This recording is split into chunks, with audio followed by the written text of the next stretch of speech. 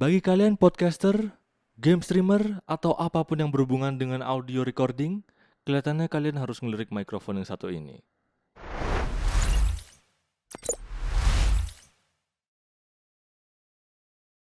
Rode PodMic.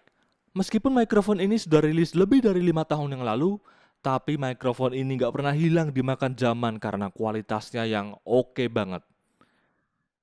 Kita mulai dari build quality-nya. Oke, kalau kalian pegang mikrofon ini, mungkin kalian akan memiliki pikiran yang sama dengan saya kalau mikrofon ini itu punya bobot yang berat.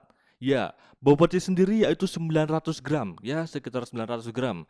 Itu dikarenakan mikrofon ini terbuat dari besi, mulai dari item-itemnya ini sampai ininya juga terbuat dari besi yang solid. Kelihatan lah kalau di gini kan, nggak seperti padat banget gitu. Jadi bukan besi yang kaleng-kaleng ya kalau diperhatikan dan di giniin, itu kelihatan banget kalau mikrofon ini terbuat dari bahan yang nggak kaleng-kaleng. Selain itu, kalau kita balik di bagian sini ada tulisan PodMic dan ada colokan XLR dan ada tulisan Made in Australia. Dan di bawahnya lagi ada serial number. Selain itu, kalau kita pindah di bagian atasnya, di sini ada tempat di mana kita harus mengeluarkan suara. Ya, kalau kalian mau melakukan rekaman dengan Rode PodMic, kalian harus melakukannya tepat di depan sini. Karena mikrofon ini memiliki polar pattern cardioid. Jadi suara akan baik terekam jika kalian melakukan rekaman tepat di depan sini. Di depan sini. Oke, mungkin kalian akan lebih paham ya seperti apa polar pattern cardioid kalau kita uji coba di bagian uji coba nanti. Oke, masih di bagian depannya. Jadi di sini itu si Rode PodMic ini punya fitur yang namanya built-in pop filter. Jadi kalau kalian membuat plosive seperti beh atau melakukan ada ledakan ya seperti yang tadi itu, Rode PodMic diklaim dapat mencegah atau ya bukan mencegah ya, mengurangi sangat banyak plosive. Jadi hasilnya akan minim plosive ketika kalian dengar. Oke, selain dari itu suaranya. Suaranya itu mantep banget bro. Itu kayak gimana ya? Jadi kalau ngebas ya ngebas alami dan tebel. Yang paling penting suaranya itu tebel dan clear. Ya, itu impresi saya ketika saya menggunakan mikrofon ini dan saya bandingkan dengan BM800. Ya nggak heran lah, harganya sendiri juga selisihnya jauh. Rode PodMic sendiri harganya itu kisaran ya sejutaan sampai 1,5 juta. Sementara ini ya nggak sampai 500 ribu lah ya. Dan itu pun sejutaan itu cuma mikrofon aja, nggak sama armnya. Oh ya, perlu kalian ingat juga kalau misalnya kalian beli mikrofon ini, kalian harus siapkan, maaf, arm yang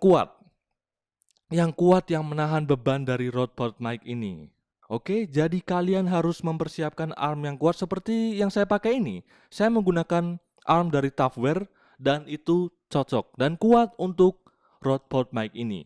Selain itu, Rode PodMic sendiri itu diciptakan untuk digunakan dengan hasil yang lebih optimal kalau kalian sandingkan dengan audio interface Rodecaster Pro. Tapi kalau kalian nggak punya budget untuk beli Rodecaster Pro yang mana harganya itu mahal banget dan harganya itu lebih dari ya 5 jutaan lah, lebih lah. Kelihatannya 8 juta, kalian bisa cek sendiri di marketplace. Kalau kalian nggak punya dana untuk itu, kalian bisa menggunakan audio interface dari Behringer UM2 dan itu hasilnya nggak kalah bagus bro. Ya meskipun nggak sebagus Rodecaster sih, tapi tetap oke, hasilnya oke. Mungkin kalian nanti bisa nilai sendiri lah ya di bagian uji coba nanti. Oke, barangkali kalian penasaran, mungkin kita bisa langsung uji coba mikrofon ini dan kita bandingkan dengan BM800 biar kalian lebih yakin ya. Oke, ini adalah suara dari BM800 dan saat ini saya berbicara tepat di depan dari mikrofon BM800. Dan inilah jadinya kalau saya berpindah di bagian kanan dari BM800, ya nggak heran lah kalau suara mengecil karena BM800 memiliki polar pattern unicardioid. Dan inilah jadinya kalau saya bersuara di bagian belakang dari BM800. Ya kelihatannya suaranya agak sama ya. Dan ini saya kembali lagi di bagian kanan dan kembali di bagian depan. Apa jadinya kalau di bagian atas? Kira-kira akan seperti ini. Jadi saya pindahkan dan saya berbicara tepat dari bagian atas dari BM800. Ya, seharusnya di sini suaranya akan lebih kecil ya kalau dibandingkan dengan bagian depan dan belakang. Oke, ini adalah uji coba plosive test kalau kita menggunakan foam. Dan ini jadinya kalau saya tidak menggunakan foam. Foam, puh, puh. Puh. Inilah jadinya kalau saya tidak menggunakan foam. Dan begini jadinya kalau saya menggunakan foam. Puh, puh, puh. Ya, kira-kira seperti itu perbedaannya. Jadi ini adalah suara dari Rode PodMic dan ini saya berbicara tanpa menggunakan bantuan dari foam. Dan ya, begini suaranya. Dan kalau saya bergeser di sebelah kanan dari Rode PodMic, mungkin suaranya akan mengecil. Ya, karena Rode PodMic sendiri menggunakan polar pattern cardioid, yang mana suara akan terekam jika saya berbicara tepat di bagian atasnya. Dan begini jadinya kalau saya berbicara di bagian kanan atau kiri ya, dari Rode PodMic, mungkin suaranya akan mengecil di bagian sini. Dan ini saya kembali ke atas dan mencoba membuat plosive. Puh, plosive, plosive.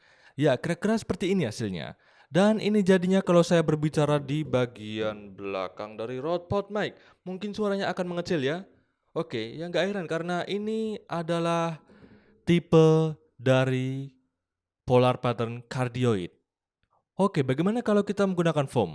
Ini adalah Rode PodMic kalau saya menggunakan bantuan dari foam. Yang saya mau tes di sini adalah kehebatannya dalam mengurangi plosive, plosive, puh, puh, plosive.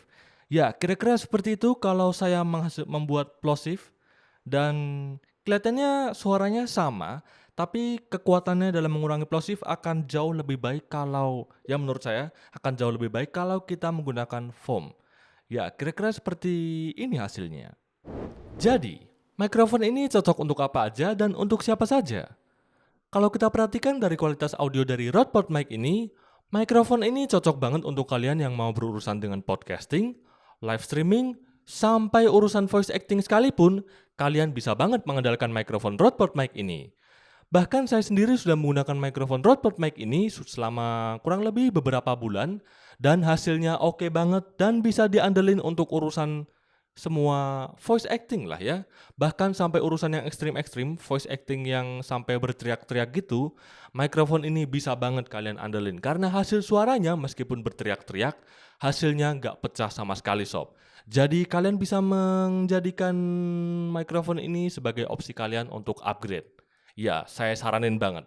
Terutama bagi kalian yang budgetnya 1 jutaan. Oke, sekian dari video kali ini. Semoga kalian suka dengan video kali ini. Saya Arif Santoso selaku host di channel Ripz.